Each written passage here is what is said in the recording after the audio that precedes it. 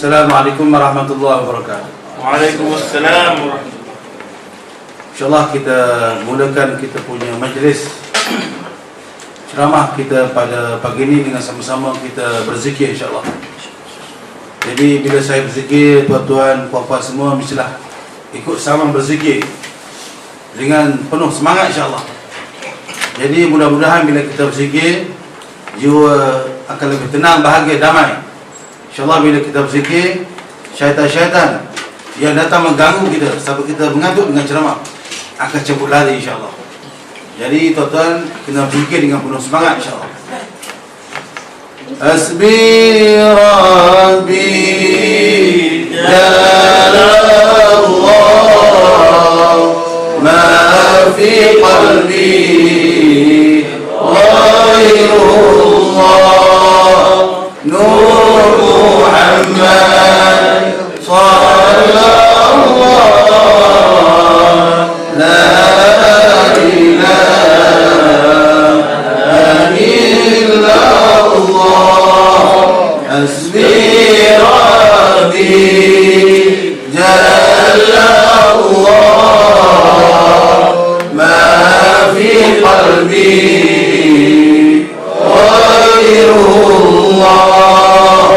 Nur Muhammad sallallahu la ilaha illallah hasbi rabbi jalallah ma fi qalbi ghairullah Nur Muhammad sallallahu hasbi rabbi jalallah ma fi qalbi ghairullah Nur Muhammad sallallahu hasbi rabbi jalallah ma fi qalbi ghairullah Nur Muhammad sallallahu laysa laha min dunillahi kashifa laysa laha min dunillahi kashifa la ilaha illallah al-malikul haqqul mubin Muhammadur Rasulullah Sadiqul wa'dil amin astaghfirullah innallah kana tawwaba astaghfirullah innallah kana tawwaba astaghfirullah innallah kana tawwaba astaghfirullah innallah kana tawwaba tubna ila Allah wa raja'na ila Allah wa nadimna ala fa'ala tubna ila Allah wa raja'na ila Allah wa nadimna ala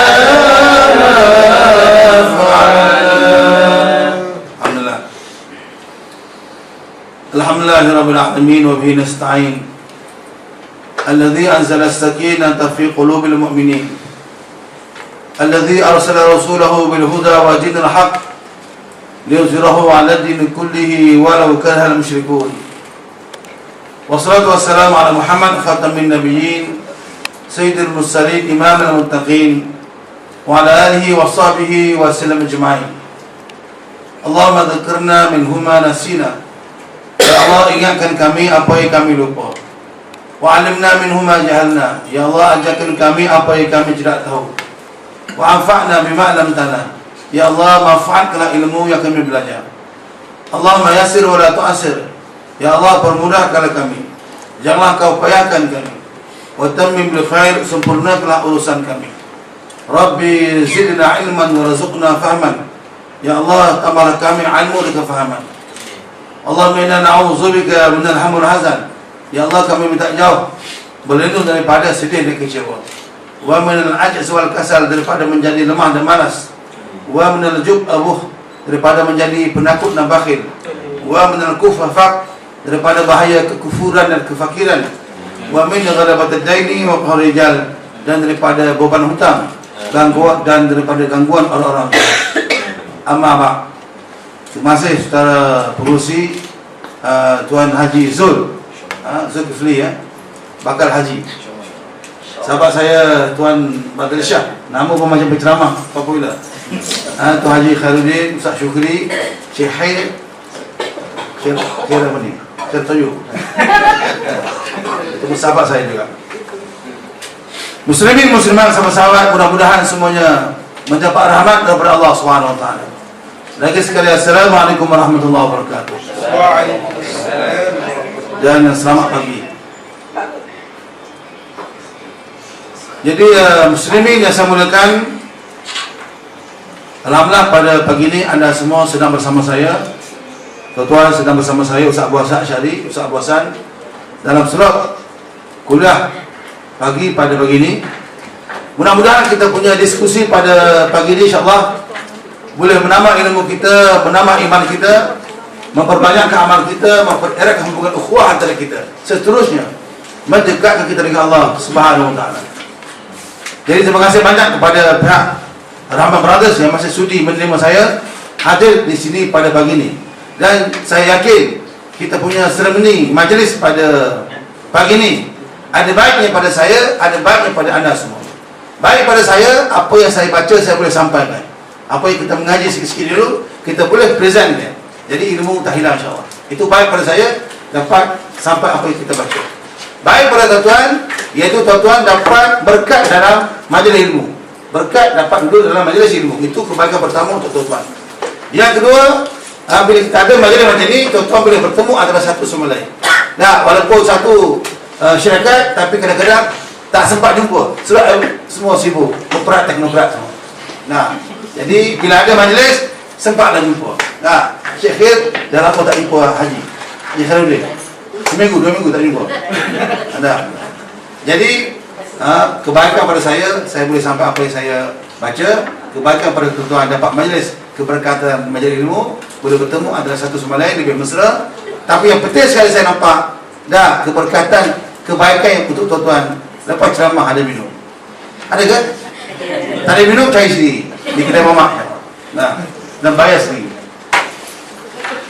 Muslimin sebagaimana Nabi bagi tahu kepada kita, kun aliman aw muta'alliman aw mustaba'an fala takun rabi'an.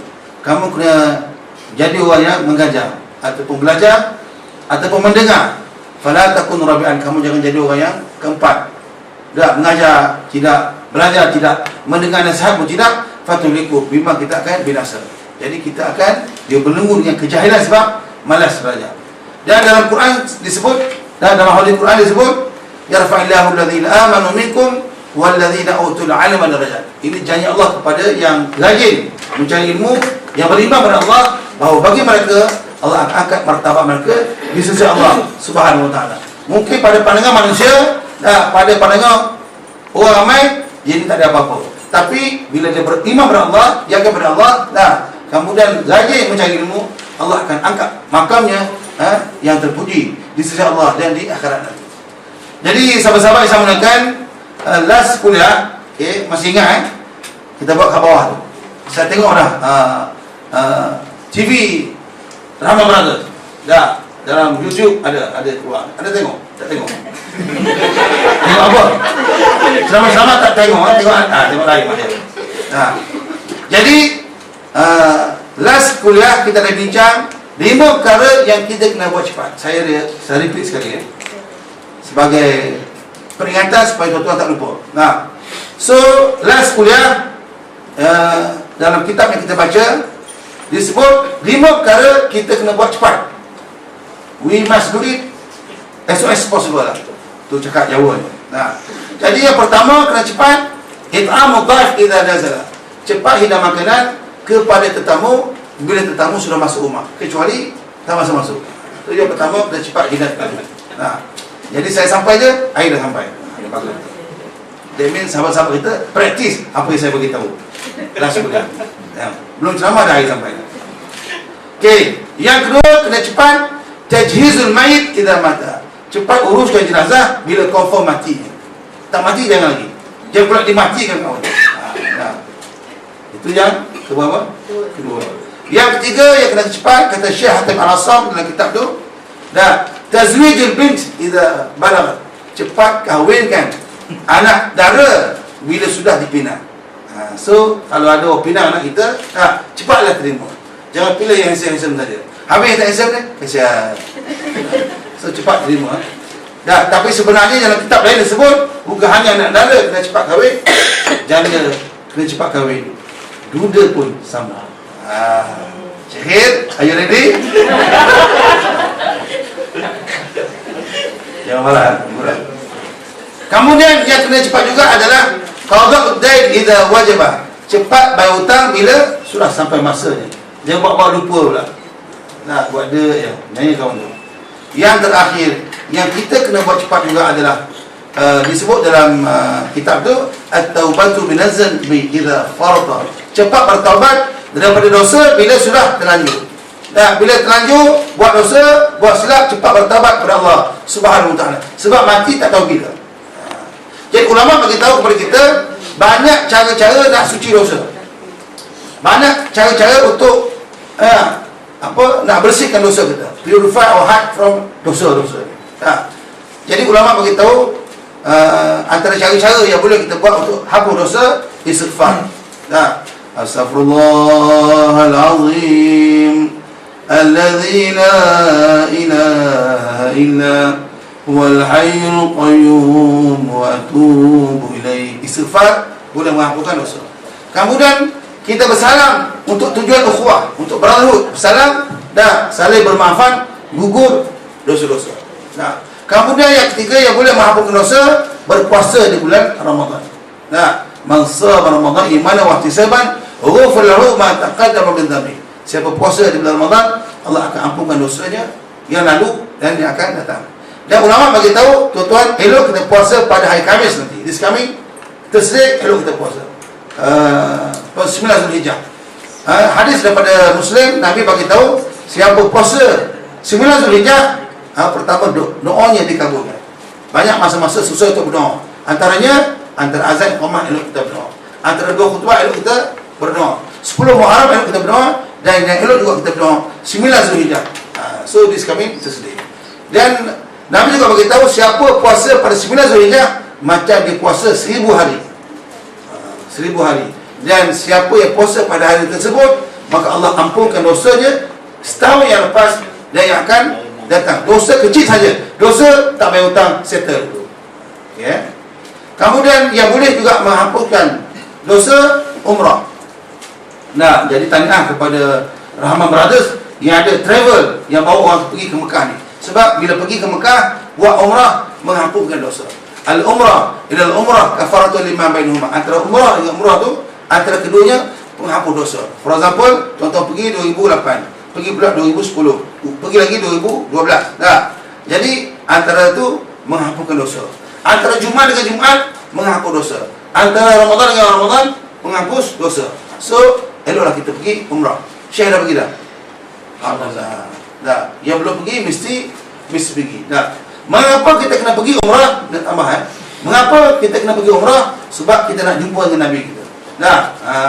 Orang yang mendidik kita, yang mengasuh kita, yang akan menyelamatkan kita di padang mahsyar. Jadi dialah guru kita. Kerana Nabi lah kita tahu pasal kurban, pasal haji, pasal umrah, pasal Isra Mi'raj, nuzul Quran. Tahu pasal akhlak-akhlak. Jadi kita kena pergi jumpa Nabi. Nabi bagi tahu, kalau kamu boleh pergi ke mana-mana, pergi Hong Kong, pergi UK, pergi US, pergi Bandung, pergi Golok, boleh pergi banyak tempat, tapi tak pergi jumpa aku, Nabi kata. Tak sempat jumpa aku, faqad jafani, dia cuba nak bergaduh dengan aku. So kalau bergaduh ada bergaduh pun bahaya, ini bergaduh dengan Nabi. So kita kena pergi jumpa Nabi. Tetapi kalau seseorang tu, somebody tu, dia sempat jumpa Nabi, walaupun sekali, wajabat lahu syafaati, dia confirm akan dapat syafaat. Jadi kalau tuan-tuan sekalian, kalau kita ajak orang pergi sana, kalau kawan tu pergi, dia boleh dapat syafaat. Kalau kita yang ajak, kita pun dapat syafaat. So macam Ustaz Syukri dia ajak orang pergi umrah, jadi besar sekali fadilatnya, insyaAllah. So itu yang kita bincang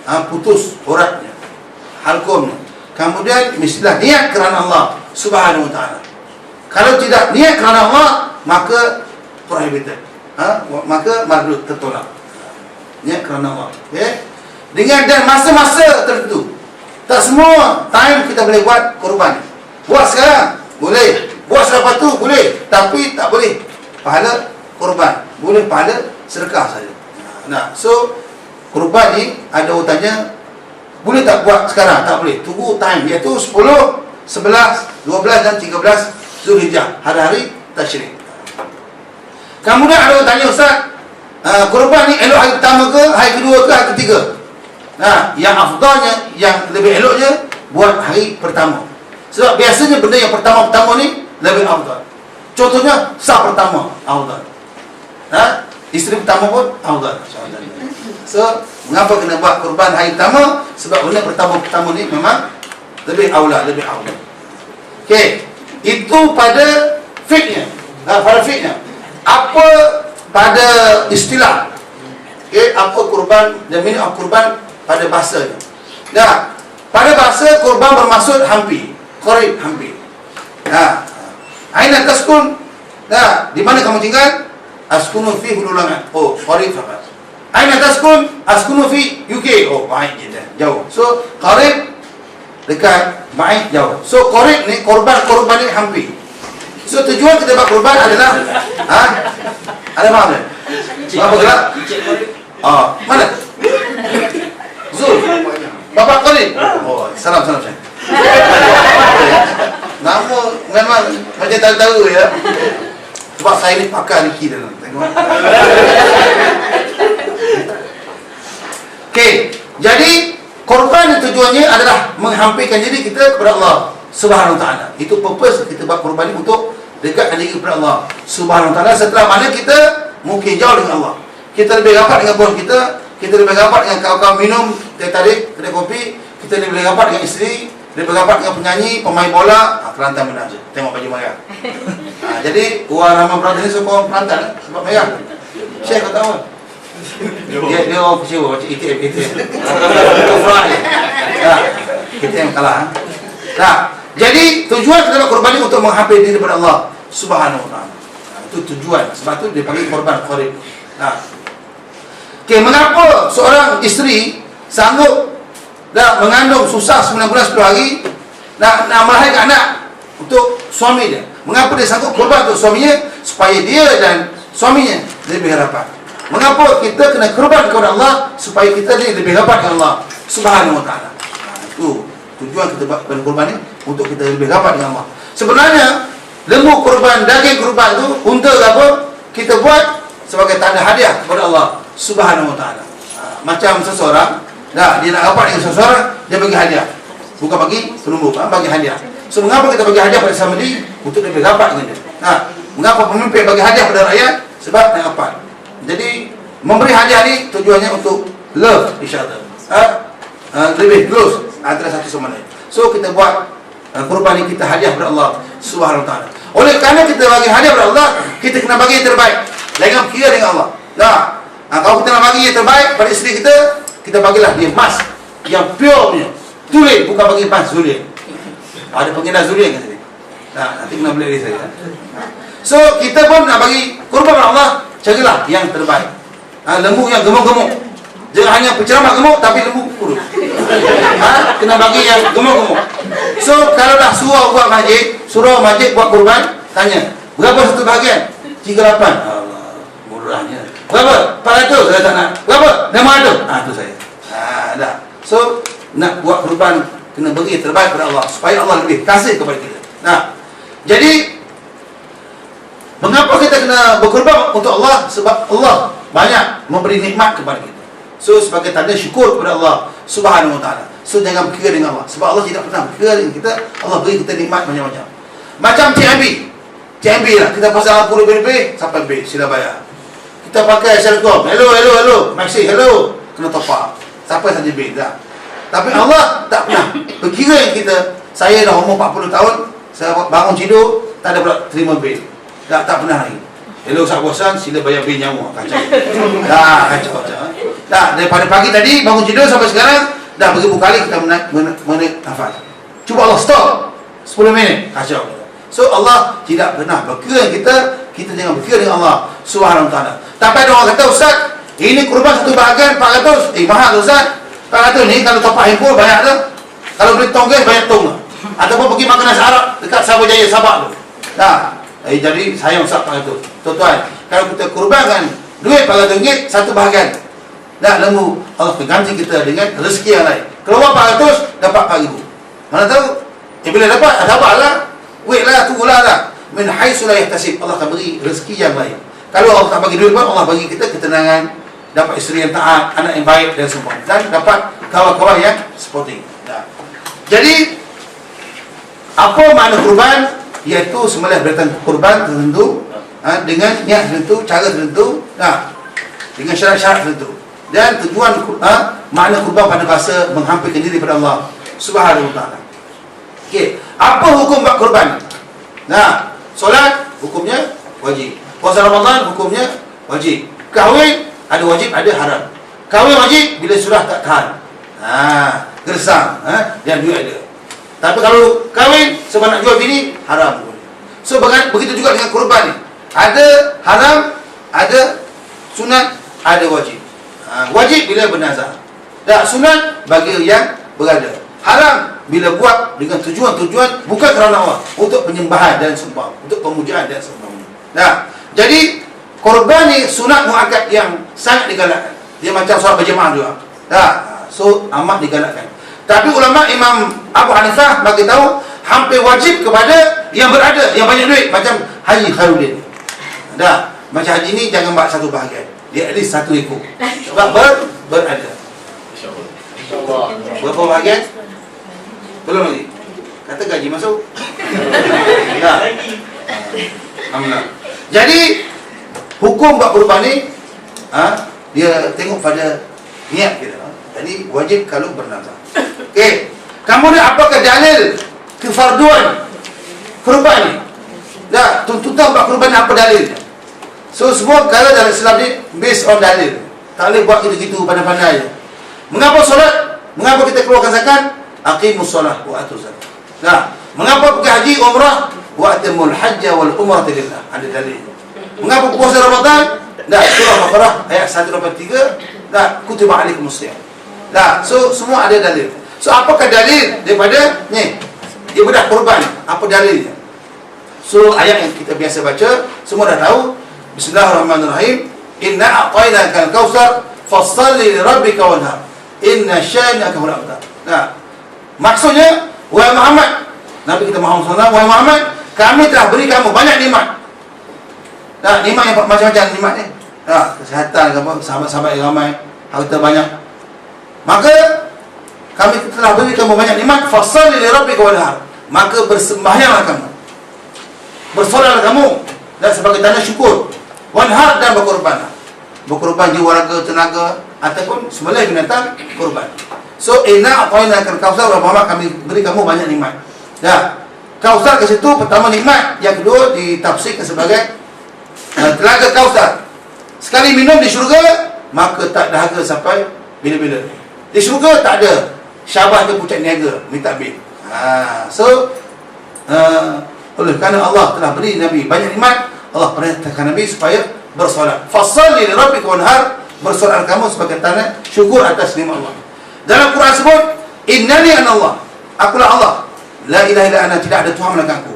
Fa'budni wa aqimus salata li dzikri. Maka kamu kena sembah aku, kena solat kepada aku sebagai tanda ingat pada aku. So kalau orang tu kata ingat Allah tapi tak solat, itu bohong. Solat tanda ingat pada Allah. Kena ingat, kenapa? Sebab Allah yang berikan kita rezeki, nikmat yang pelbagai. Nikmat panca indera, mata boleh melihat, tangan boleh menulis dan seumpamanya. So wajib solat sebagai tanda syukur. Cuma saya nak sebut, jangan sebut sembahyang. Sebut solat lebih afdal. Kalau sebut sembahyang, yang apa? Yang besar, yang tinggi, yang buncit. Sembahyang ni agama lain pun guna sembahyang. Tapi solat special untuk umat Islam saja. Solat ni special. So kita kena guna istilah solat. Kalau kita pergi ke Gomak sana, pergi Batu Cape, tiba-tiba jumpa Datuk Seri Samuel Melu. Datuk Seri, mau ke mana? Saya mau pergi Batu Cape lah. Ada apa? Solat lah. Dia tak jawab gitu. Dah, dia jawab sembahyang. So, jadi mengapa kita buat korban? Sebagai tanda syukur atas nikmat Allah Subhanahu wa taala. Inna sya'naka huwal abtar. Wahai Muhammad, akan kecewalah orang yang menghina kamu. So, siapa yang hina Nabi akan kecewa. So, ada dalil mengapa kita buat ibadah korban ni, bukan saja-saja pandai-pandai begitu. Semua ada dalil. Okey, kemudian masa mana sesuai untuk buat korban? Dah, boleh buat pagi, boleh buat petang, boleh buat tengah hari, malam pun boleh. Hari pertama boleh, kedua boleh, ketiga boleh. Dah, malam boleh buat. Cuma janganlah buat malam. Kesian lembu, dia pun nak tidur. Dah. Untuk maklumat tuan-tuan, saya untuk maklumat tuan-tuan, dalam seminggu dua ni, saya ni sangat sibuk. Dalam seminggu dua. Sibuk yang pertama sebab ada orang call saya bertanya pasal hukum akal. Jadi musim ni musim haji. Dah, ada orang call saya. Hello Ustaz, saya nampak upah haji lah. Saya kata alhamdulillah kamu ni anak yang soleh untuk buat upah haji. You buat untuk arwah ayah ke untuk arwah mak? Tak Ustaz, untuk saya sendiri. Tak boleh. You belum mati lagi, saya kata. Soalan tak? Saya ni untuk maklumat, saya ni menulis majalah. Dia ada nombor handphone situ. So orang call, hello, tanya badal haji. Saya kata tak boleh. Kamu belum mati lagi. Nah, upah haji ni untuk yang sudah meninggal ataupun yang uzur tak ada harapan sembuh, macam seruk, memang boleh buat, memang boleh bangun. Habis Ustaz, kalau nak buat juga tak boleh lah.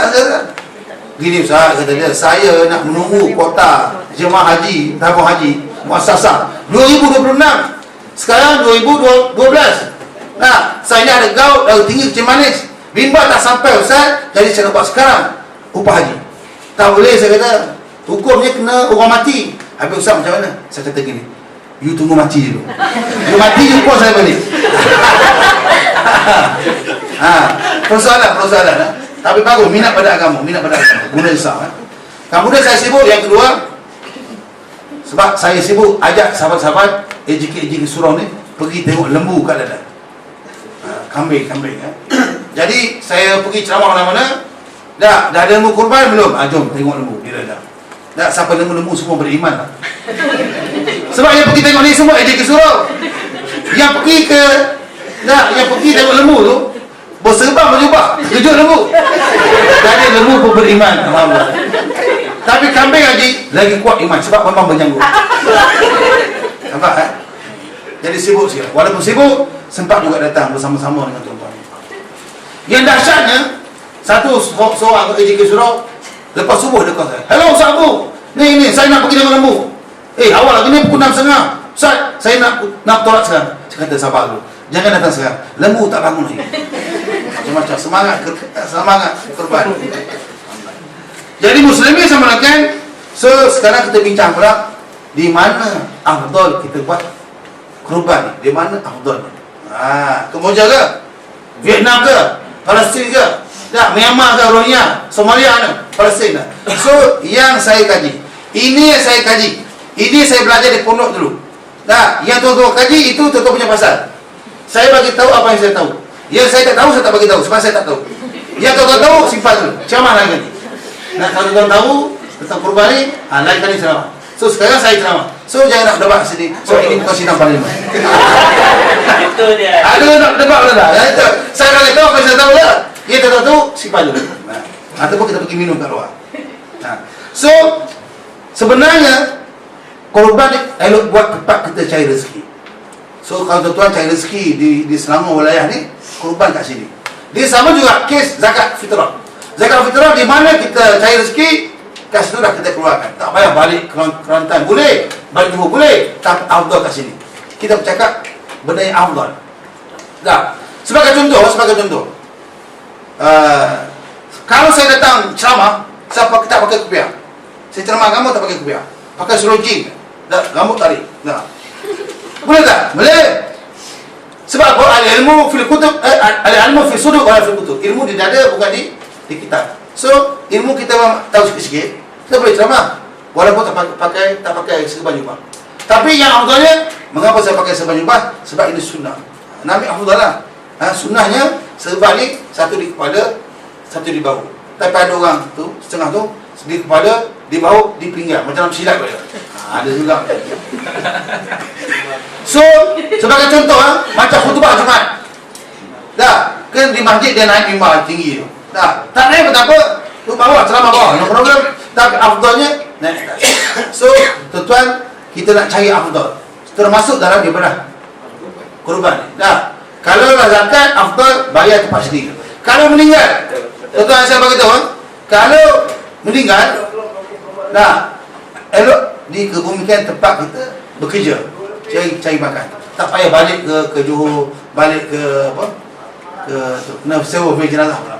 Kos mahal. Dah. So sama juga kurban, elok kita buat di mana kita cari rezeki. Bukan di Kemboja, bukan di Myanmar, Filipina dan sebagainya. Nak buat, nak tolong Myanmar boleh, nak tolong Kemboja boleh. Tapi hantar duit buat sekolah, buat hospital ke. Nah, ataupun hantar duit beli pam air sedut. Nah, so saya dah pergi 2 kali di Kemboja. Bila saya pergi sana, dah masuk perkampungan orang Melayu Islam kita, Kampung Cam. Dah bila saya sampai sana, semua pakai tengok saya tengok. Dia pelik tengok saya. Sebab apa kat sana tak ada yang pujuk, semuanya kurun. Jadi bila kita pujuk sikit, dia glamour. Glamour. Tapi saya hari ni bukanlah berkeseorangan. Sahabat kita bersama. Tapi dia lebih mantap perjuangan. Sahabat, tanya. Okey. So, afdal buat di sini kurban. Mengapa afdal buat sini? Mengapa afdal buat sini? Pertama, orang yang buat kurban tu seeloknya dia sembelih sendiri lembu tu. Kalau berani lah. Sembelih sendiri. Yang kedua, dia boleh makan 1/3. 2/3 dia dermakan, 1/3 dia makan. Yang makan semua, jangan pula derma semua. Kurban, derma semua. Dia makan 1/3, 2/3 dia dermakan. Okey. Kemudian orang yang buat kurban ni, dia afdal pegang lembu tu, gosok-gosok biar lembu tu kenal dia. Sebab lembu kurban ni ataupun kambing kurban unta ni akan menjadi kenderaan dia di padang mahsyar menuju ke syurga. Kalau dia buat kurban di Kemboja, dia tak kenal lembu tak kenal dia. Di padang mahsyar, tunggu aku nak naik. You siapa? Lembu tak kenal kita. You siapa? Aku dah tuan kamu. Tak kenal. Tapi kalau lah kita buat kurban kat sini, kita sudah gosok-gosok lembu pun sudah tengok kita daripada mahsyar. Ya, naik, sila naik. Terus masuk ke syurga. Cuma seeloknya yang saya baca kitab, seekor lembu untuk seorang. Seekor lembu untuk seorang. Berkorban apa saja. Tapi sahabat-sahabat kita banyak seekor lembu untuk 7 orang. Jadi di syurga pada mahsyar 7 orang naik lembu. Nyaya betul lembu. Nyaya betul lembu. Dan antara tapi lembu di syurga ni power. Power. Bila saya bawa sahabat-sahabat pergi ke ladang lembu, dia kata, Ustaz, jenis lembu mana yang elok kita pilih? Saya kata, elok pilih lembu berahman. Lembu ni ada banyak jenis. Lembu keke. Lembu keke tau, lembu keke. Kedah Kelantan. Ini Thailand punya lah. Lepas tu lembu berahman. Saya kata, kalau nak pilih lembu, elok pilih lembu berahman. Sebab apa? Telinga dia panjang. So, bila dia pada mahsyar, naik lembu, pegang telinga, merepek masuk syurga. So, ini semua ada hikmahnya. Ada hikmahnya. Okay. Muslimin sama lakan. Okay. Yang penting sekali, mengapa saya kata afdal buat sini, sembelih sini? Sebab yang buat kurban tu, afdal dia tengok lembu tu disembelih. Kemudian sebaik-baik darah tu terpacut kena ke bumi, pada saat itulah dia tahu dosanya terampun. Dosa yang buat kurban, bukan yang sembelih lembu tu. Yang sembelih lembu, dia sembelih je kerana dia tak join. Tapi yang buat kurban tu, dia tahu sebab saja lembu tu darah terpacut kena ke bumi, dia tahu saat itu dosanya terampun. Dia boleh sebut alhamdulillah atau sujud syukur.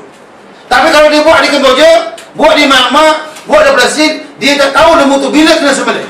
Hari pertama ke, hari kedua ke, hari ketiga ke, ataupun malam ke, tengah hari ke. So dia tak tahu bila nak sebut syukur alhamdulillah. Dia pihak pengganjur pun tak ada masa nak call kita. Hello, Ustaz Bosan, get ready, lembu nak kena sembelih. So elok kat sini sebab kita tengok sendiri lembu tu kena sembelih. Nah, so tuan-tuan yang saya baca kitab afdal buat sini. Nak tolong kemboja, nak tolong masalah yang lain, nak cara lain, hantar duit dan seumpama. Nah, okey, sekarang kita bincang pula siapa yang kena buat kurban. Nah, yang pertama Muslim kan? Muslim. Okey, yang kedua mesti waras dan tidak gila. Yang orang yang boleh buat kurban ni mestilah waras dan tidak gila. Orang gila tak boleh buat kurban. You bayangkan tuan-tuan, dia gila, lembu gila, bergaduh, kacau. Untuk keselamatan, orang waras saja yang buat kurban. Okey, kemudian yang berada macam Tuan Haji Khairuddin, tu afdal buat kurban. Saya ceramah buat kurban. Sebab saya tidak berada, dia buat kurban, saya ceramah buat kurban. Okey, so kita bincang apakah tujuan, purpose, reason mengapa kita buat ibadah kurban. Yang pertama, untuk membersihkan diri kita. Sebab manusia ni la yakhlu an khata'i wa nisyan. Sentiasa buat dosa, maka kita kena bersihkan. Saya nak bagi tahu, korban ni kita buat akhir tahun. Betul tak? Sebenarnya bulan Zulhijjah ni bulan akhir tahun. Ini Islamnya. Yang Disember tu itu masih punya. So mengapa kita buat last? Last ni ada hikmahnya. Okey. Dan kita Islam ni bulan pertama bulan apa? Muharram. Dah hijrah tu. Muharram, Safar. Dah, kita banyak dosa daripada bulan Muharram, Safar, banyak dosa. Dosa mengumpah lah, dosa tertengok perempuan lah. Dah, terkata, terkutuk, terambil lah dosa-dosa kita. Okey. Jadi dosa kita terampun bila kita puasa Ramadan. Dah. Tapi masalahnya dosa terampun bulan Ramadan dah terampun. Bulan Syawal, buat pasal pula. Pandai ada pengalaman ni. Dah, bulan Syawal buat pasal kata dia. Dah, nak pergi open house, sibuk pergi open house, jam miss solat. Ataupun sama-sama makan sate raya tu, tengok dandut. So, macam mana tu? Kalau dosa Muharram, Safar, dah terampun bulan Ramadan. So, dosa Syawal, Zulkaidah, terampun bila bulan Zulhijjah dengan buat ibadah kurban. So, siapa yang ada kena kurbankan duit, keluarkan. Itu yang pertama, mengapa kita buat ibadah kurban. Yang kedua, sebagai tanda syukur atas nikmat Allah. Sebenarnya ibadah kurban ni elok kita buat setiap tahun bagi yang mampu. Akikah buat sekali je. Nabi buat sekali je haji. Tapi Nabi buat banyak kali umrah. Itu setengah pendapat mengatakan. Sebab apa? Umrah ni boleh menghapuskan dosa. Nah, akikah buat sekali je. Tapi kurban ni buat selalu. Kurban ni pertama hapus dosa, yang kedua tanda syukur. Syukur nikmat setahun. Dah, kita tahun ni dapat bonus, syukur. Tahun depan dapat bonus lagi, syukur. Dapat pula ramah brother bawa kita pergi melancong, syukur. So buat kurban ni setiap tahun. Akikah sekali semua itu. Cuma saya nak bagi tahu sikit pasal akikah ni. Ada orang tanya, Ustaz, kalau dah tua-tua boleh tak buat akikah? Sebenarnya akikah ni lahir saja anak dah hari ke-7 fi yaum as-sabi' kita buat akikah. Tuzbahu anhu yaum as-sabi'. Sembelih kambing hari ke-7. Wa yahqu ra'sahu, potong jamur hari ke-7. Wa yasamma fihi, taruh nama hari 7. Nah, tapi kalau yang dah tua-tua tak buat akikah lagi, boleh buat. Dah, katalah dia umur dah 50-60, teringat tu. Dulu arwah ayah bagi tahu, ayah tak ada duit nak buat akikah untuk kamu. Kamu nanti besar buat sendirilah. Dia teringat. Maka yang tua-tua ni boleh buat akikah untuk diri sendiri. Tapi jangan heboh satu kampung. Malu tu. Jadi tuan-tuan yang belum buat akikah, datang ke saya punya ladang, Sabu, saya nak beli kambing, nak buat akikah. Tapi untuk saya, Sabu. Bagi tahu syarat. Jadi saya pun sebelah kambing, ni akikah untuk tuan-tuan. Tapi ingat tuan-tuan, tuan-tuan pesan pada saya, Sabu, rahsia, biar pecah di mulut, perut yang pecah dulu. Supaya tak heboh satu kampung kita buat akikah. Tuan-tuan buat kenduri, panggil saudara mara datang. Ni kenduri apa ni? Syukur. Saya tahu akikah, malu kamu ni. Okay. So akikah tanda syukur dapat anak. Akikah syukur dapat anak. Kurban syukur dapat bonus, dapat rezeki, dapat kahwin lagi dan seumpamanya. Okay. Begini Muslimin saya melakukan, kita sambung lagi kita punya perbincangan. Mengapa kita buat kurban akikah? Ini pasal akikah tadi Saya nak bagi tahu pentingnya anak zuriat kita ni. Orang dapat naik pangkat baru, dia tak wajib buat akikah. Rumah baru tak wajib buat akikah. Nah, dia dapat isteri baru pun jangan buat akikah. Kalau buat akikah kecuali satu kampung. Tapi kita tuan-tuan dapat anak buat akikah. Nak bagi tahu anak ni lebih bernilai daripada harta kita, kereta baru kita. Nah, dapat harta banyak, naik pangkat, rumah baru pun tak wajib buat akikah. Tapi dapat anak baru kena buat akikah. Okey, nak bagi tahu penting anak aset kepada dunia akhirat. So kena didik anak betul-betul. Didik anak betul-betul. Okey. Yang ketiga, mengapa kita buat kurban ni? Untuk memberi makan kepada fakir miskin. Ustaz, ada orang tanya, Ustaz, kat Malaysia ni ada ke fakir miskin? Ramai tuan-tuan. Yang fakir miskin yang terima beri tu, miskin lah tu. 3,000 miskin. Saya nak bagi tahu, saya ni ada 3 tahun pengalaman sebagai konsultan jiwa untuk lembaga zakat Selangor. Asram penerima zakat ni, yang miskin-miskin ni, miskin gaduh kerana kewangan. Nak bunuh diri pun jumpa saya. Jadi saya ni dilantik oleh lembaga zakat Selangor 3 tahun sebagai kaunselor kejiwaan. Tapi kadang-kadang saya sakit jiwa, menguruskan apa ni. Sebab di Selangor ni, di Selangor ni kalau gaji 2,000 tu fakir. Kalau 2,000. Nah, darjat terima zakat. Kalau 3,000 miskin. Kalau 4,000 sesak. Saya ni sesak tolong. So, mengapa kita buat kurban ni? Untuk bagi makan kepada fakir dan miskin. Boleh pahala insya-Allah. Nah, dan Nabi bagi tahu ada 3 cara untuk kita tolong sahabat-sahabat kita. Tak kira muslim ataupun non-muslim. Terutama yang muslim. Nabi kata amalan terbaik adalah idkhal surur fi qalbi mu'min. Kasih orang happy. Nabi kata, ada orang tanya, ya Rasulullah, apakah amalan terbaik? Kerja terbaik? Nabi kata idkhal surur fi qalbi mu'min. Kasih orang happy. Terutama orang Islam. Macam mana cara nak kasih dia happy? Yang pertama, ya terudu anhu ju'an, hilangkan kelaparan. Dia mungkin dah lama tak makan, kita bagi dia makan sate kambing, sup giabok. Bahagia je. Tahu sup giabok? Kalau boleh sup giabok tu Ustaz, yang tulang besar tu, sediakan straw sekali, sedut. Itu kalau seminggu mengamalkan makan sup giabok tu, confirm kena stroke ni. Kemudian cara nak tolong sahabat lain selain bagi makan, yakshifu anhu karban, hilangkan stres. Sahabat-sahabat stres, hilangkan. Sebagai contoh, kita pergi hospital Ashukiam.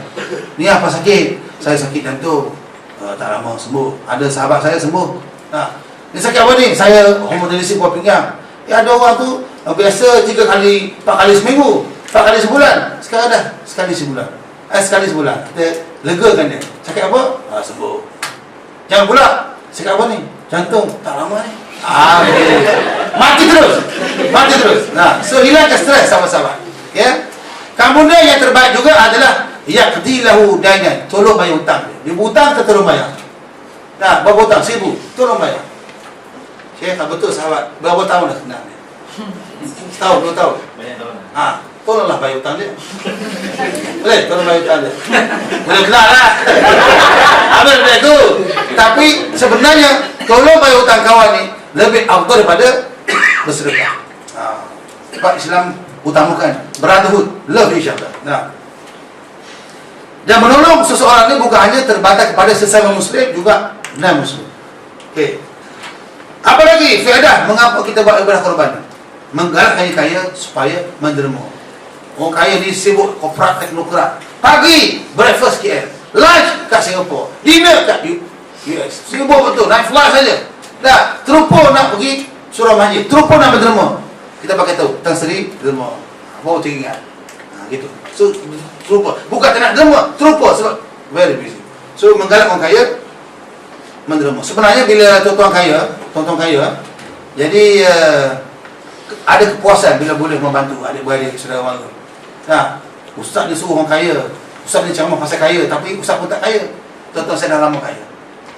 Tak percaya pergi rumah saya, banyak kaya cicak putih. Bahagia. Yang keempat, yang kelima, mengapa kita buat ibadah korban ni? Sebelah lembu, sebelah kambing, sebelah unta. Sebab semangat gotong royong. Sebab itulah kalaulah surau kita masjid dekat-dekat buat ibadah korban ni, join lah sekali. Jangan tidur kat rumah pula tak cerita. Tengok TV. Join sekali. Yang pegang lembu boleh pahala. Pegang lembu boleh pahala. Dah, sembelih lembu boleh pahala. Masak lembu boleh pahala. Pegang kaki lembu kena tendang ada banyak pahala. Tapi yang makan pun apa kurang. Saya bab makan serah pada saya. Saya pakar pemakan. Okey. Kemudian apa lagi? Saya nak bagi tahu mengapa kita elok buat kurban kat sini. Ini handphone murah tuan. So tolong. Sebab tu bunyi kan. Tolong. Ya. Okey, dah lupa dah. Tapi yang saya nampak mengapa kita buat kurban kat sini elok? Sebab semua dapat manfaatnya. Kalau kita buat di Kemoja, orang Kemoja dia dapat manfaat. Tapi kalau kita buat sini, banyak sahabat-sahabat kita sendiri yang buat dapat manfaat. Pertama, bila kita buat kurban sini, beli kambing sini, peniaga kambing yang supply kambing dapat untung. Yang buat sewa lori dapat untung. Nah, kemudian yang jual tali untung. Dia buat catering untung. Yang jual santan, herba, cili untung. Yang jual golok pun untung tuan. Tahu golok parang. Jadi saya pernah orang call. Hello Sabu, nak golok ke? You nak guna aku ke? Tak nak beli golok ke? Ayat tak betul. Nak golok ke tanya. So yang jual golok pun boleh pahala. Saya ni tuan-tuan untuk makluman, sembelih lembu ni biasa. Sembelih orang belum ni. Okey. Tapi yang penting sekali bila kita buat ibadah kurban ni adalah syiar. So Islam ni dia bergerak atas syariat dan syiar. Tak boleh syariat saja tak ada syiar. Syiar saja tak boleh, kena ada syariat. So kurban ni adalah syiar, lambang pengorbanan Nabi Allah Ibrahim dan Ismail. Contoh saya bagi tahu macam masjid. Masjid tak ada kubah, no problem, boleh sembahyang, boleh. Tapi itu syiar. Bila orang lalu saja, okey, ni masjid lah. Jadi hormat sikit, gitu. Macam saya ni kalau saya pergi coket tu, saya tak pakai kopiah. Ataupun saya pakai baju biasa, tak pakai kopiah. Ini Indo dia. Ini Myanmar. Bukan tengok saya macam Myanmar, macam Rohingya tengok. Tapi bila saya pakai kopiah, Muslim lah. So itu dia punya syiar. Macam muslimah kita. Bila dia pakai tudung, dia muslimah. Kalau tak pakai tudung, macam apa? Maksudnya confused. Pondal kan boleh. So kita syiar. So mengapa kita buat perubahan ini syiar? Lambang pengorbanan Nabi Allah Ibrahim dan Ismail. Dan Allah bagi tahu, wa man yu'azzim syi'airallah fa innaha min taqwal qulub. Siapa yang menghidupkan syiar Allah, maka itu datang daripada hati yang sejahtera. Orang beriman yang buat kurban. Saya nak bagi tahu, orang beriman yang suka bersedekah dia buat kurban. Kalau dia Muslim tak beriman, dia tak sanggup. Macam yang pergi surau masjid. Kalau dia Muslim saja tak beriman, dia tak pergi surau masjid. Berat dia, panas. Tengok muka penceramah pun tak handsome, lagi panas. Sebab disebut innama ya'muru masajidallah man amana billahi wal yawmil akhir. Yang menghidupkan rumah Allah ni orang beriman kepada Allah dan akhirat. Tak beriman dia tak pergi. Panas. Dia mula nak balik cepat dan sebagainya. Sama juga yang buat kurban ni. Bukan senang nak keluarkan 400. Tapi kalau dia beriman, yakin dia buat pahala, maka dia akan keluarkan. So sebenarnya Allah Taala sangat menghargai orang-orang yang buat kurban. Tapi Allah nak kita buat apa-apa ikhlas kerana Allah. Sebagaimana apa yang berlaku pada Habil dalam sejarah daripada manusia. Habil kurban, Qabil kurban. Tapi Allah terima yang Qabil reject. Sebab apa? Qabil dia beri yang dia tak nak. Kita nak bagi sesuatu, berilah apa yang kita sayang, baru kita dapat pahala lebih. Ini bagi kasut kepada sahabat-sahabat, bagi baju pada sahabat yang kita dah tak pakai. Eloknya sedia hadiah pada sahabat Ustaz Mercedes. Maulah betul-betul. Ini bagi kancing sudah tercabuk esok. Sedia betul. Ya.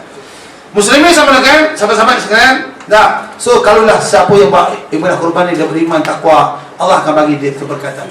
Katakanlah macam sahabat-sahabat semua di Rahman Brothers ni beriman bertakwa. Jadi Allah beri kita lebih rezeki. Rahman Brothers ni boleh kekal sampai bila-bila. Kita boleh pergi dan boleh pergi mari. Kita ni mungkin kita tak lama lagi. Tapi dengan adanya Ramadan ini, anak cucu kita akan boleh dapat menumpah rezeki kat sini. Itulah dia keberkatan. Walau anna al-qura amanu wa taqaw la fatana 'alaihi barakatan minas sama'i wal ardh. Mana-mana orang beriman, penduduk tu, masyarakat tu beriman, Allah buka pintu rahmat daripada langit dan bumi. Muslimin sebenarnya apa lagi? Tujuan kita buat ibadah kurban ni untuk menaikkan darjat kita di sisi Allah. Ini saya cakap ni di sisi Allah.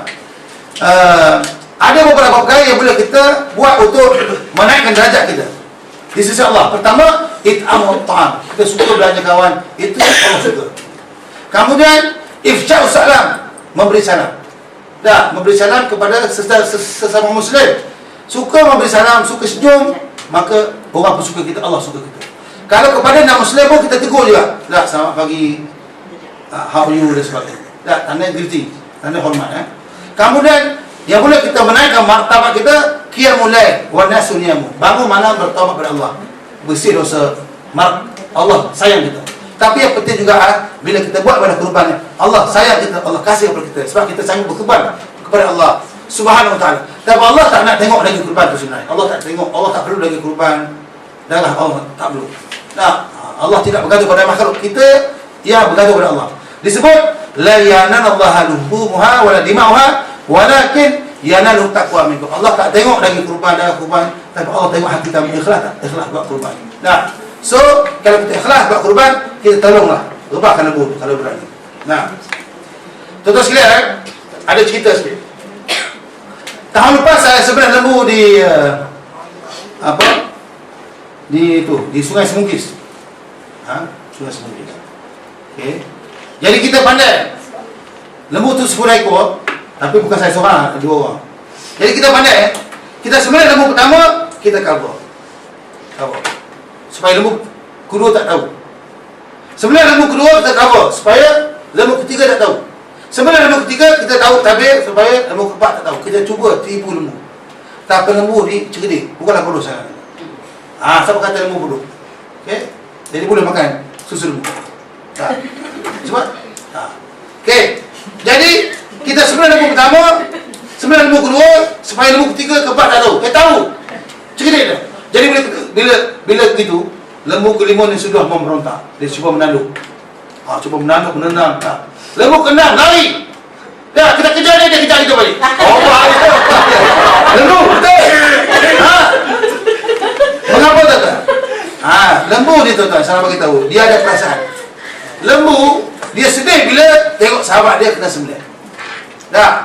Tapi kita tuan-tuan, bila sahabat-sahabat kita di Bosnia Herzegovina kena sembelih oleh Serb, dan sahabat-sahabat kita di Palestin kena sembelih oleh Israel, kita tak ada perasaan. Sahabat-sahabat kita di selatan Thailand, di Mindanao kena seksa, kena bunuh, di Chechnya, kena bunuh, kena tembak, kena bakar, kita tak ada rasa apa.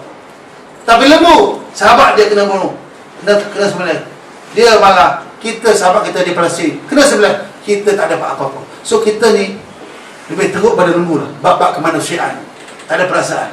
Tak? So kita kena ambil iktibar daripada ibadah kurban. Satu lagi. 2 tahun lepas saya sembelih lembu di Padang Mewah, surau Bani Islam Padang Mewah. Dia ada 2 surau tu, dia kat Padang.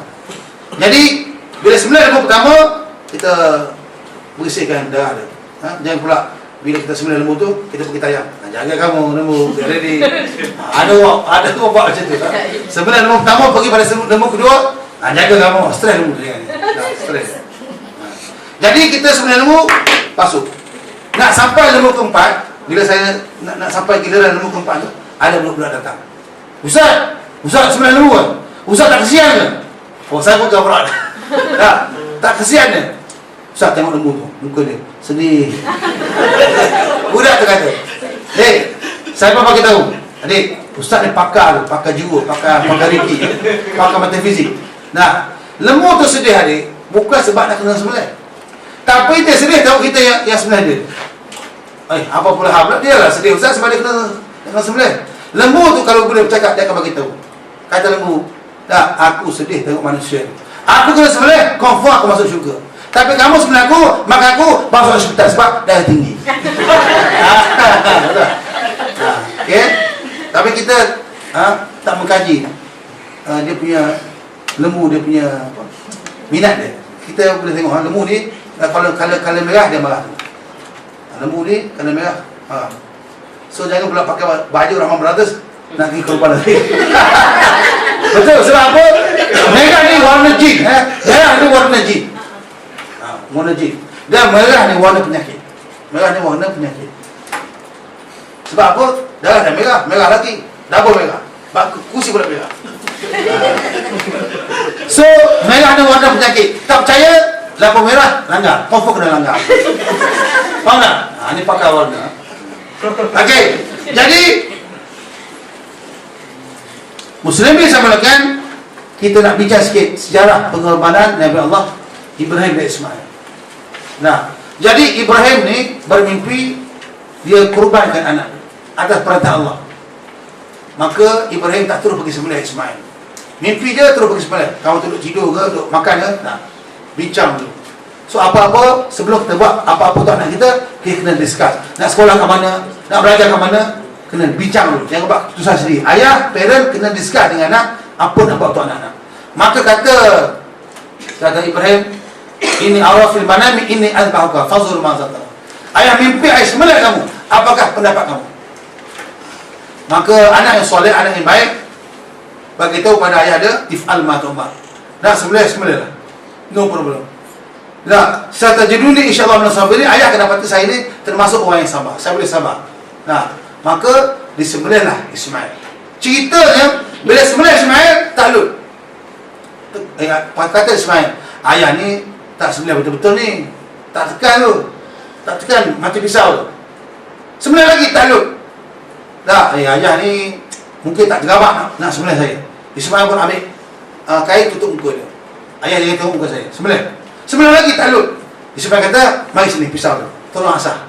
Ismail tolong asah pisau ayah dia. Takluk, tolong asah pisau. Kalau kita takluk, merdeka. Nah. So akhir sekali kata Ismail, dah, saya baring ayah, saya menerap, ayah pukul saya. Menerap macam Superman. Fadli, dalam kitab sebut Fadli debuk nukul, pancung. Nah, takluk juga. Nak bagi tahu anak yang soleh sentiasa mengikut, berusaha nak puaskan hati ayah dia. Anak yang soleh macam Ismail sentiasa berusaha untuk puaskan hati ni ayah dia. So penting kita berusaha mendapat anak yang soleh. Nah, okey. Cuma kalau sekalian saya nak bagi tahu, bila Ismail nak kena sembelih tu, Allah pun tak zalim. Allah ganti yang lebih baik. Allah hanya nak menguji keimanan mereka sanggup tak sanggup korban kerana Allah. Itu saja. Jadi nak bagi tahu bila semasa Ibrahim nak sembelih Ismail, datanglah syaitan. Syaitan kata, ayah kamu ni miring ke? Nak mana ada ayah sembelih anak ni? Ayah kamu ni tak betul ni? Tak. Maka Ismail pun ambil batu balik halau Iblis. Iblis tak kecewa je. Never give up. Tak berjaya aku goda hasut Ismail, dia pun nak pergi hasut pula Hajar, isteri kepada Ibrahim. Tuan-tuan saya nak bagi tahu, syaitan ni tak pernah never give up. Syaitan ni never give up. Sebab itulah kita tuan-tuan kadang-kadang kena ambil semangat syaitan. Never give up. Tapi jangan jadi syaitan. Faham tak? Kena faham tu. Syaitan never give up. Yes, jadi tapi kita ni pendakwah kita mudah give up. Nega tak kaya-kaya, berhenti nega. Dakwah tak nak, ladak kamu lah. Tapi syaitan goda Ismail, tak nak, goda pula Hajar. Dia ni never give up syaitan. Tak. So semangat itu kena ada supaya kita sentiasa berjuang. Kalau Nabi give up, kita semua ni kita apa-apa. Tak. Jadi Hajar pun ambil batu baling syaitan. So apa yang sahabat-sahabat kita jemaah haji Duyufur Rahman buat di Mekah tu, melontar jamrah tu semangat daripada perbuatan Ismail dan Hajar tadi. Melontar. Dah, kadang-kadang ada sahabat tu dia ambil batu melontar dengan marah ni sebab dia ingat syaitan kat situ. Sebenarnya syaitan bukan kat situ. Syaitan cerdik, buat apa di situ? Nah, situ. Syaitan dah lari dah. Tapi itu simbolik saja. Nah, ambil batu balik dengan marah ni. Ambil batu, ambil selipar balik. Kedua sebelah, gaduh pula. Semangat. Tapi malangnya saya nak bagi tahu, ramai orang pergi haji, balik syaitan ni. Nah, balik syaitan. Tapi pergi haji, balik semula ke Malaysia, masih minum air syaitan ni. lidah aurat, rasuah, tipu dan seumpamanya. Faham tak? So kita kena ambil iktibar daripada ibadah kurban, ibadah haji. Ada iktibar yang banyak sebenarnya. Muslimin sama dengan saya nak sebut sikit pasal ibadah umrah ke haji ada kaitan dengan kurban ni. Tak, sahabat-sahabat kita pun buat kurban kat Mekah kan. Jadi macam Mekah ni, sebenarnya Mekah ni bumi tanah rendah. Mekah ni tanah rendah tuan. Jadi kalau daripada Madinah nak ke Mekah tu memang dia makin menurun. Kaabah tu tanah rendah. Tapi yang perasan adalah dia bebas. Kita dah tidur dalam bas. Sepatutnya labbaik Allah tapi tidur dalam bas.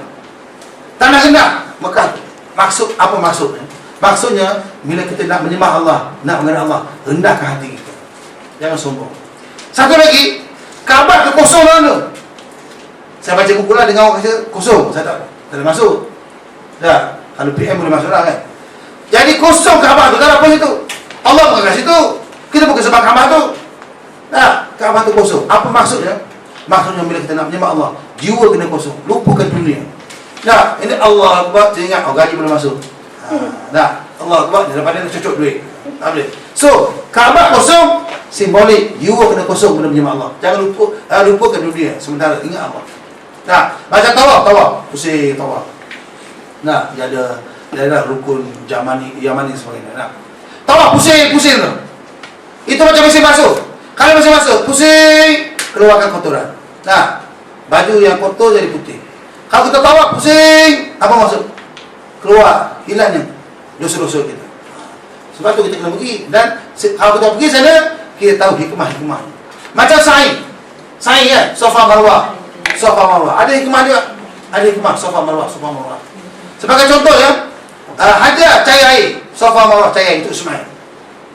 Dia cari air Safa Marwah. Tempat lain cari air, tempat lain pula timbul air. Pelik kan? Tempat lain cari air Zam-Zam timbul tempat lain. Kadang-kadang kita belajar benda lain, kerja benda lain. Tapi Ustaz Syukri dah belajar fiqh, usul fiqh, dia mengajar, dia kerja bahagian travel, Rahman Brothers. Sesuai. Memang sesuai. Saya elok janggut di panjang saya. Ada orang saya nak bagi tahu, Hajar cari air tempat lain, air Zam-Zam timbul tempat lain. Kadang-kadang kita bertunang dengan orang lain, kahwin dengan orang lain. Ada pengalaman? So, kadang-kadang kita kempen orang pergi Mekah. Kempen orang beli projek, beli rumah, beli. Kita kempen orang lain pula kita siapa-siapa datang beli rumah. Ajak kita, maksudnya itulah fitrah begitu. Allah tentukan rezeki, kita hanya usaha. Yang penting gerak tu. Hajar dia gerak, dah cari air, timur air tempat lain. So kalau kita anak-anak kita belajar benda lain, kerja benda lain, itu biasa. Nah, banyak lagi perkara-perkara yang boleh kita bincang tapi masa terbatas. Jadi sebagai kesimpulannya, malah sama-sama kita berkorban kerana Allah. Ulama sebut orang yang beriman ni allazi yabzulu hayatahu aw rahatahu fi khidmatil mujtama'i bashar. Orang yang hebat ni orang yang mengorbankan jiwanya, tenaganya, masanya untuk khidmat masyarakat. So kita kerja bagus tapi kita kena ada extra aktiviti tolong masyarakat ke arah kebaikan insya-Allah. So kita kena ingat pengorbanan mak ayah kita, kena ingat pengorbanan alim ulama kita. Dia banyak berjasa kepada kita. So kita kena ingat jasa-jasa mereka. Ulama sebut, ingat jasa orang pada kita, lupakan jasa kita pada orang. Ingat jasa orang pada kita supaya kita tahu berterima kasih.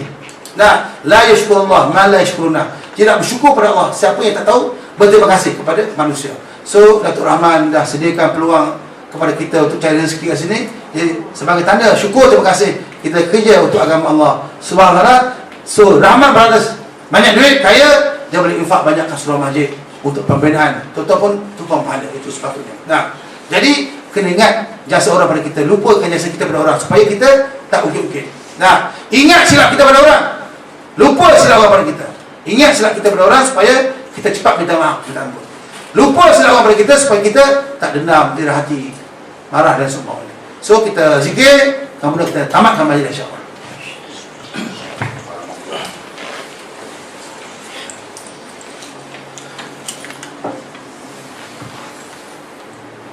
Zikir syiar Allah. Kita selawat.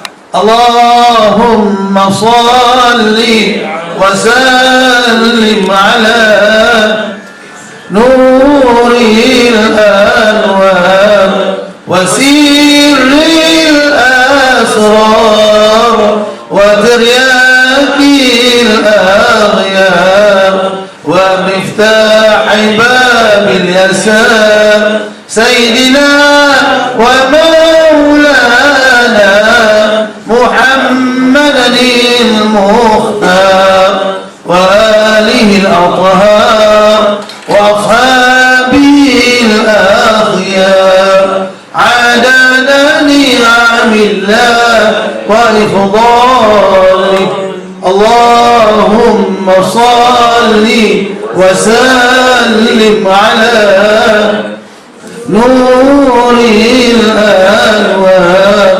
وسر الأسرار وترياق الأخيار ومفتاح باب اليسار سيدنا ومولانا محمدا المختار وآله الأطهار وصحبه الأخيار عدد نعم الله وإفضاله. Alhamdulillah.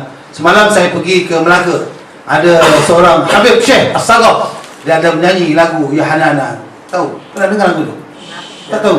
Tuan-tuan cari dalam YouTube, dalam Facebook, ada lagu Ya Hanana, Ya Hanana, Ya Hanana, Ya Hanana. Saya sedang praktis. So, kita jumpa lagi. Mudah-mudahan. Soalan. Kalau saya boleh jawab, saya jawab. Kalau saya tak sempat, saya jawab dalam majalah. Lepas 3 bulan, keluar. Ada soalan? Tak ada. Ada. Baru ni saya Bak apa ni? Kahwin. Ini kahwin. Kahwin. Baru ni saya dengar dalam ceramah. Ya. Festival di sebuah. Ya. Lepas tu ditanya Ustaz. Ya. Dia cakap peserta-peserta yang menyertai korban ni, Ya. masuk dia 1 Zulhijjah sehingga 10 Zulhijjah, Ya. tidak digalakkan untuk potong kuku, potong bulu. Ya. Ada hadis tu kan? Dia nak kongsi lah. Dia antara 1 Zulhijjah sampai 10 Zulhijjah ni dia punya ada adab. Saya belum pasti.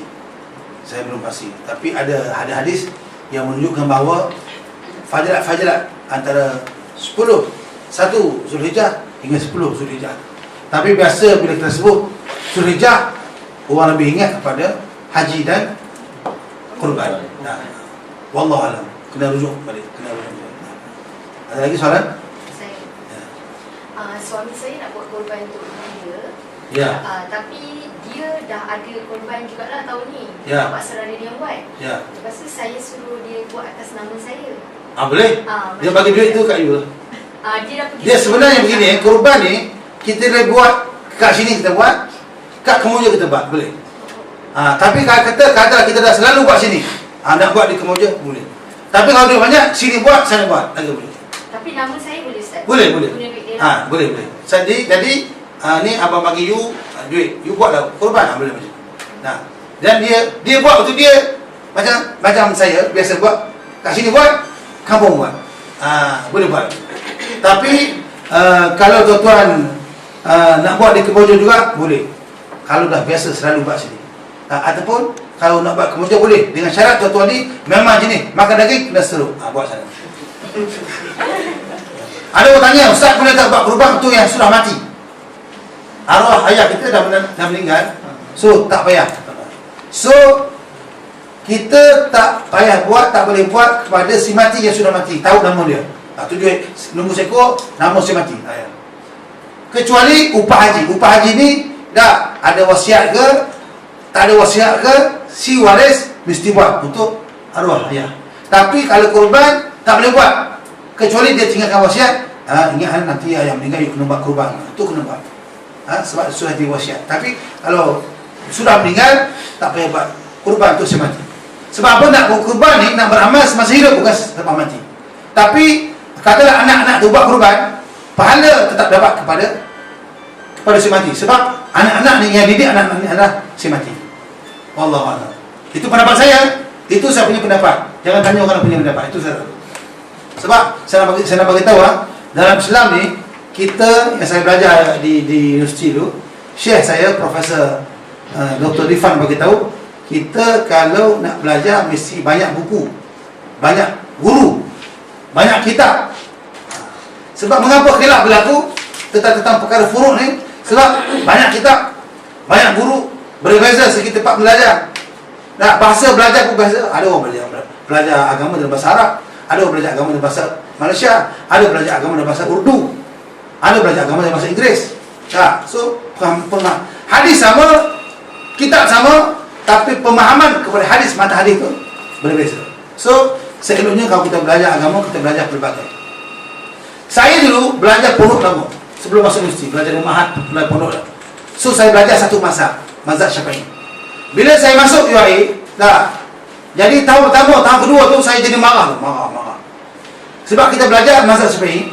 Ada sahabat-sahabat di UAE, di Universiti Islam Bangsa ni, yang belajar sana orang Sudan, orang Libya, orang UK, orang Thailand, orang Indonesia, orang Jepun, macam-macam mazhab. Jadi mereka macam-macam. Kita kunut, dia tak kunut. Kita marahlah. Kita talqin, dia talqin, tak nak dia. Kita tahlil, dia tak nak bahan ni. So tahun pertama, tahun kedua saya jadi marah sebab dia tak nak join kunut.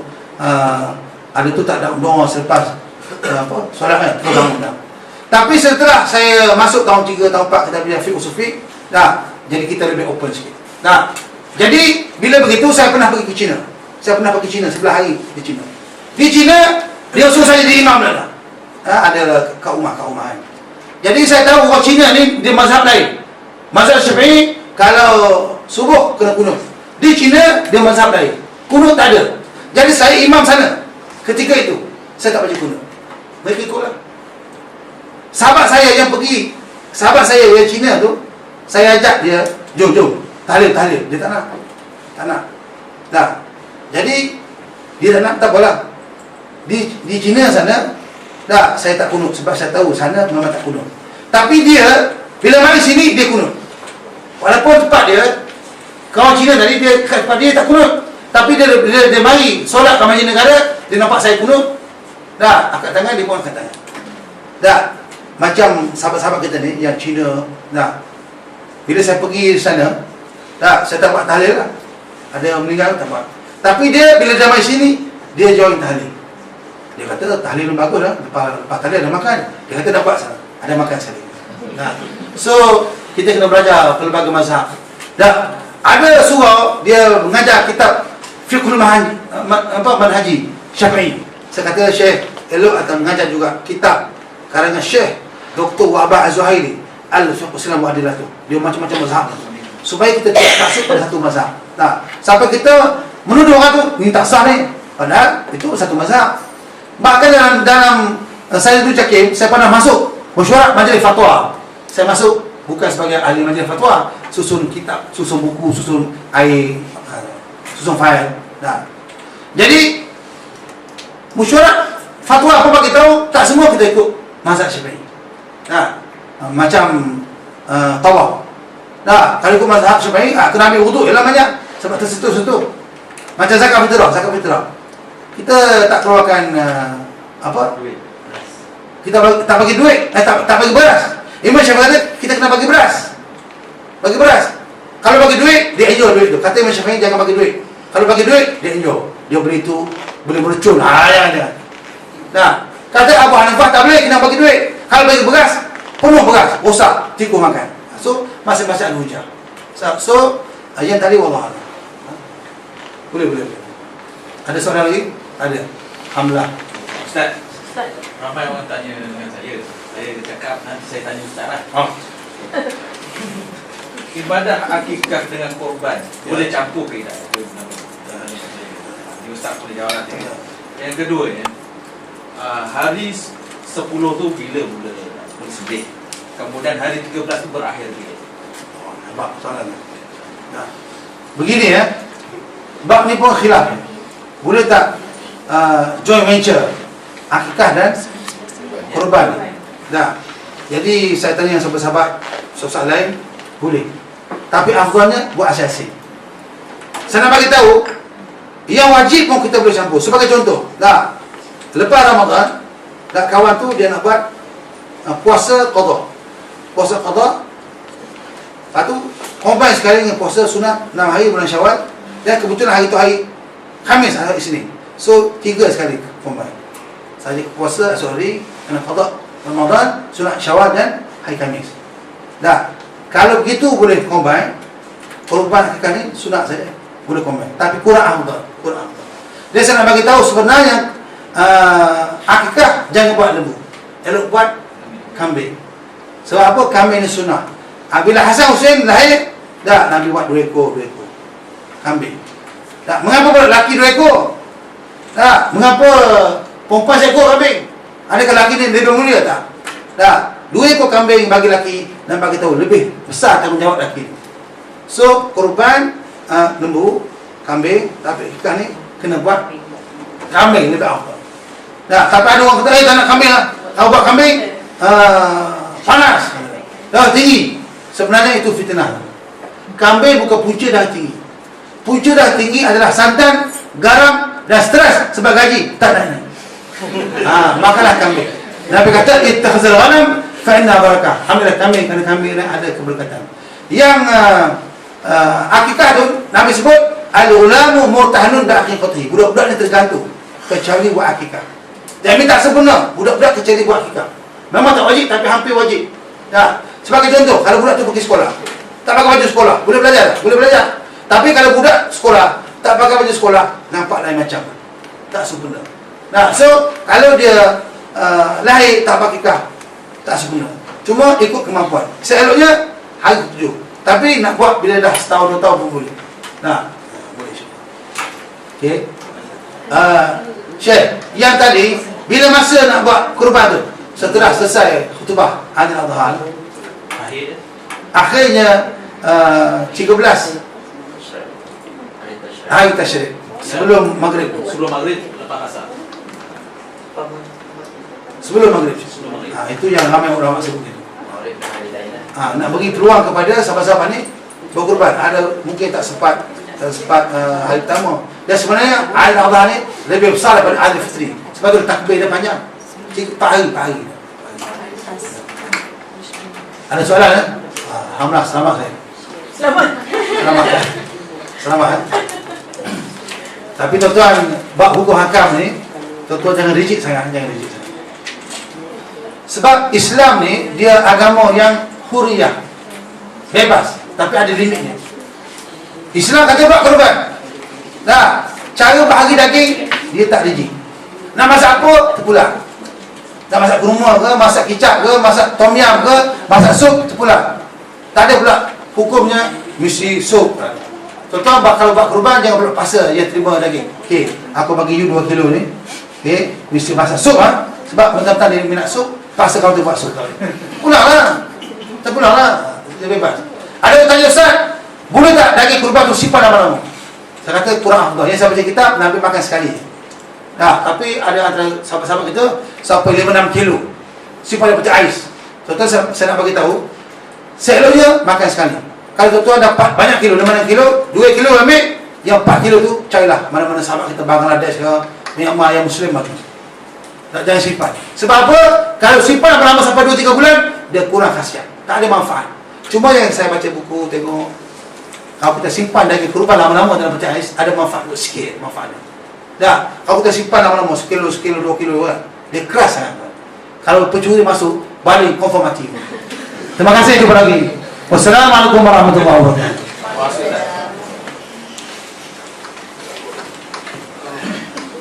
Bismillahirrahmanirrahim. Alhamdulillahirabbil alamin. Wassalatu wassalamu ala Muhammad wa ala alihi wa sahbihi ajma'in. Ya Fattah ya Alim ya Rabbal alamin. Ya Allah, Tuhan kami, ampunkan kami ya Allah. Maafkanlah kami ya Allah. Ampunlah dosa-dosa kami yang banyak itu ya Allah. Selamatkanlah kami ya Allah, keluarga kami, isteri kami, suami kami, anak-anak kami ya Allah. Selamatlah atuk nenek kami, saudara mara kami, adik-beradik kami ya Allah. Selamatlah para majikan kami, para pekerja kami ya Allah, rakan-rakan sekerja kami ya Allah. Selamatlah muslimin muslimat di seluruh dunia ya Allah.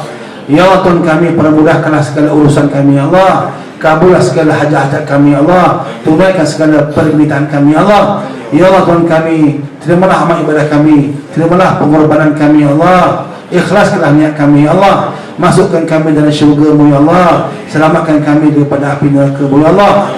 Ya Allah Tuhan kami, elakkan kami daripada penyakit-penyakit berjangkit ya Allah. Elakkan kami daripada kemalangan-kemalangan berbahaya ya Allah. Rabbana 'alaika tawakkalna wa ilaika anabna wa ilaikal masir. Allahumma rabbana zalamna anfusana wa illam taghfir lana wa tarhamna lanakunanna minal khasirin. Ya Allah Tuhan kami mohon kepada-Mu ya Allah. Kalau kami lemah, kuatkanlah kami ya Allah. Kalau kami takut, beranikanlah kami ya Allah. Kalau kami sedih, gembirakanlah kami ya Allah.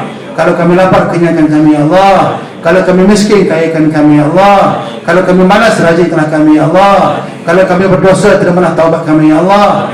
Kalau kami jahil, tambahlah ilmu-Mu kepada kami ya Allah. Kalau kami sakit, sembuhkanlah kami ya Allah. Kalau kami sedih, gembirakanlah kami ya Allah. Kalau kami susah, senangkan kami ya Allah. Kalau kami hidup bermusuh-musuh ya Allah, satu penulah hati-hati kami ya Allah. Allahumma ja'al jam'ana hadha jam'an marhuma wa tafruqna min ba'di hadha tafarruq ma'suma. Rabbana atina fid dunya hasanah wa fil akhirati hasanah wa qina adzaban nar wa qina adzaban nar wa qina adzaban nar. Wa sallallahu ala sayyidina Muhammad walhamdulillahi rabbil alamin. Taqabbalallahu minkum.